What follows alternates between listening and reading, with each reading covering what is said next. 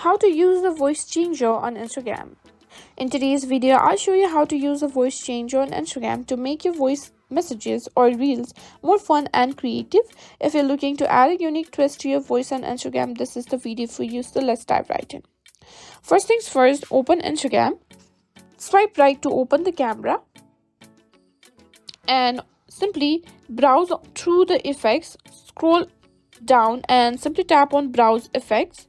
Now all you need to do is search. Tap on search, and here you need to search for voice effects.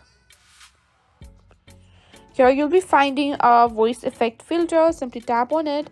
Now you can simply use this filter and you can simply send it to the person that you want to send this voice message to, or you can simply post it in your story as well.